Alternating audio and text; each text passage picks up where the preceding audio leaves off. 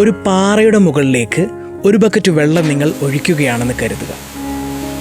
പ്രത്യേകിച്ച് യാതൊരു രൂപമാറ്റവും ആ പാറയിൽ സംഭവിക്കുകയില്ല.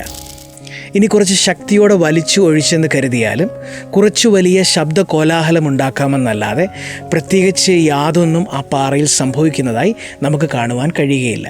ഒരു ബക്കറ്റ് വെള്ളം ഇങ്ങനെ ഒഴിക്കാതെ അതിൻ്റെ താഴെ ഒരു ചെറിയ ദ്വാരമിട്ട് ചെറിയ ചെറിയ തുള്ളികളായി ആ വലിയ പാറയുടെ ഒരു പോയിന്റിലേക്ക് സ്ഥിരമായി വീഴും വിധത്തിൽ ക്രമീകരിക്കുകയാണെന്ന് കരുതുക. ദിവസങ്ങൾ കടന്നു പോകുമ്പോൾ അതികഠിനമായ ഒരു പ്രവൃത്തിയും കൂടാതെ അവിടെ ഒരു ദ്വാരം ക്രിയേറ്റ് ചെയ്യപ്പെടുന്നതായിട്ട് നമുക്ക് കാണുവാൻ കഴിയും.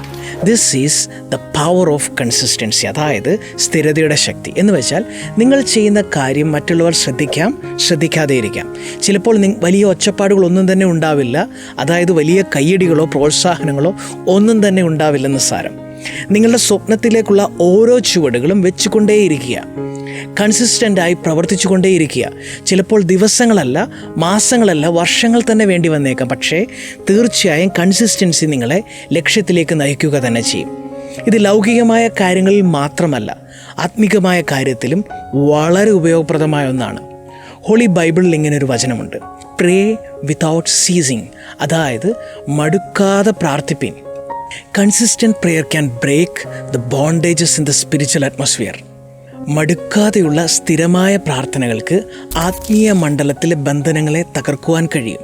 അതുപോലെ തന്നെ നിങ്ങളുടെ സ്വപ്നത്തിലേക്ക് ചുവട് വെക്കാനായി സ്ഥിരമായി നിങ്ങൾ ചെയ്തുകൊണ്ടിരിക്കുന്ന വളരെ ചെറിയ കാര്യങ്ങൾക്ക് പോലും അതിശക്തമായ പാറകൾ പോലെയുള്ള തടസ്സങ്ങളെ തകർത്ത് ലക്ഷ്യത്തിലേക്ക് എത്തിക്കുവാൻ കഴിയും.